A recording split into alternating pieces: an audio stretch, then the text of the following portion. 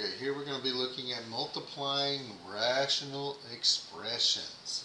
So before we start looking at our expressions, let's remember how we actually just multiply rational numbers, or fractions.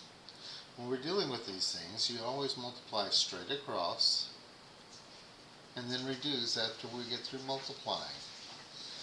So 1 times 3 would be 3, 2 times 4 is 8, and then we look at it and say, hey, can I reduce it? They have nothing in common other than 1. So we can take and do it just like that. For this next one here, I do the same thing, multiply straight across. 16 times 3 is 48. 9 times 8 is 72. And then I go, hey, what do they have in common? 2. I could divide by 2, or let's try and find something larger we can divide them by. I can take a 24 out of both of them. Always try to find the biggest thing you can take out of them, which that would leave us with 2/3. And that would be it reduced. That's all well and good. And if we would have gone through and divided it by 2, and then divided by 2 again, then divided by 2 again, and then divided by 3, and so on like that, we'd eventually get to 2/3. It's best to try and reduce these things before we actually multiply them. So I'm going to take this exact same problem right here, and I'm going to come over here and rework it and look at it a different way. I got 16 over 9 times 3 over 8. I'm going to put it in its factored form. So 16 is really 2 times 2 times 2 times 2. And then I got my times 3. On the bottom here I've got 3 times 3 times 2 times 2 times 2. At this point I can cross out what they have in common.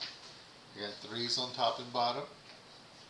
I got a 2, another 2, and another 2. So I'm left with 2 over 3. And that's essentially what we're going to be dealing with, except we're going to be having to deal with variables in it. That's why we want to pull it apart into its factored form, cross out what they have in common, and whatever's left over will be our final answer. So looking at our first example we have here, it says 3x cubed over 6x. For this one, I would have 3x, then I have 2 times 3 and an x. So I go through here and say the 3's are in common, these x's are in common, nothing else in common between the top and the bottom. Therefore, I have x squared over 2 as my final answer. Okay, not so bad with the monomial. We can do those. Looking at our next one here, everything's already in its factored form. I don't have to go pull anything apart. So I look at it and see, do I have anything in common between the top and the bottom? Well, I have an x plus 4 here on top and an x plus 4. Those are the same things. Just like we did on the previous problem where we took out the 3 and the x, I can take out my x plus 4 here. So I am left with, for my final answer, a 2 on top and an x minus 1 on bottom. Okay, we're not doing so bad so far. They've been kind of nice to us though, so let's see what's happening. Oh no, we got to do something to these. We got to go do some factoring. So I'd come over here and to the side and say number 3, we got to factor it. So the first one is 3x plus 9. I can take a 3 out of it, and I'm left with x plus 3. The other one I have is 2x plus 6. I can take a 2 and an x plus 3. Now that they're factored, I can stack them back together. 3x plus 3, 2x plus 3, and go, hey look, these two things are in common. Since those are in common, I can take them away. They divide each other out, making 1. I am left with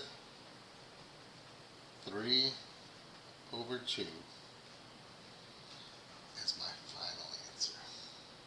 So we had a little more work we had to do at the beginning of that one. We can do that. Always break them down to their most basic components. So looking at number 4 here, we're going to come over here to this side and factor it. So this piece is already factored. I can't do anything to it. This piece here is already factored. I can't do anything to that one. These other two I do have to factor. I got 4x plus 8, and I've got x squared plus, not plus, minus 25. So this one, we can take a 4 out, leaving x plus 2. This one over here becomes x plus 5 and x minus 5, because this is a difference of squares. I can now write these together as one large fraction. So I have 4 times x plus 2 times x minus 5 over x plus 5, x minus 5, and 5x plus 1. Let's see, anything, oh, I got the x minus 5s are in common, so I can take those away. There's nothing else that they have in common, so my final answer is going to be 4 times x plus 2 over x plus 5 and 5x plus 1.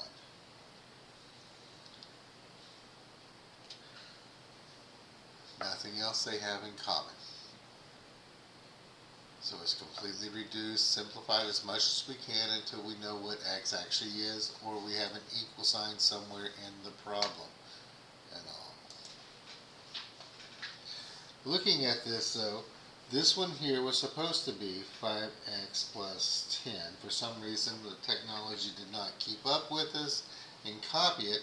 So if that's the case, we do have some more we can do to it. Because I can take a 5 out of that bottom one. So this is not the right answer yet. We can now say I have 4x plus 2 over x plus 5. My 5 comes out of here, leaving x plus 2. Now I have an x plus 2 in common. Taking those away, my final answer will be 4 over, it's best to always put your scalar number, your coefficient, your whole number in front, and then my x plus 5 behind it. And now it's completely simplified.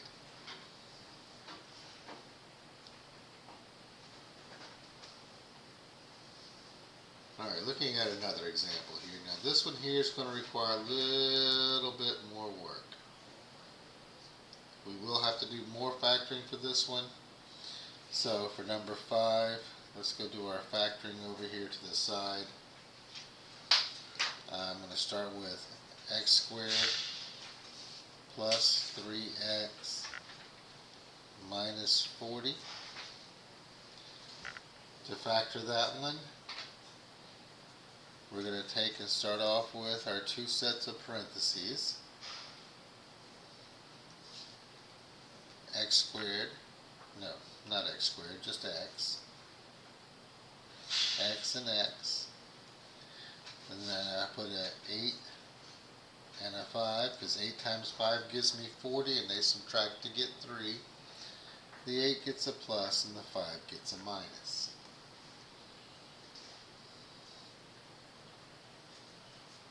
I have x squared minus 25. That one gives me an x plus 5 and x minus 5. I have x squared minus 3x minus 4. That gives me two sets of parentheses here.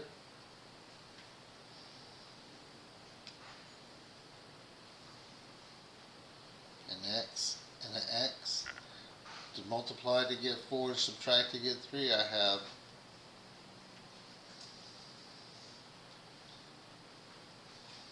four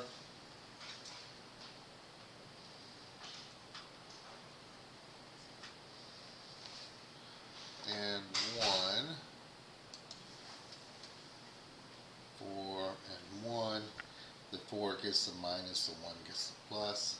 Then our last one we have here is x squared plus 9x plus 8. That one's going to be x, x. I'm going to put an 8 and a 1, and they're both positive, so they both get a plus. So now when I go and restack this thing together, this one is this one. So I'm going to put x plus 8, x minus 5. This one is this one.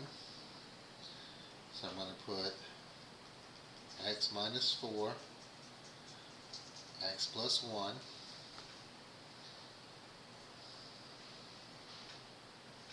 This one is this one. So I'm going to put x plus 5, x minus 5. And then this one is this one, which gives me x plus 8, x plus 1. Now I can go through and cancel out the things that are in common. I have an x plus 8 and an x plus 8. Those go away. Bam. Bam. I have an x minus 5 and an x minus 5. Those go away. Bam. Bam. I have an x plus 1 and an x plus 1. Those two go away. Bam, bam. Like we're on the Flintstones. Bam, bam. I'm left with x minus 4 over x plus 5.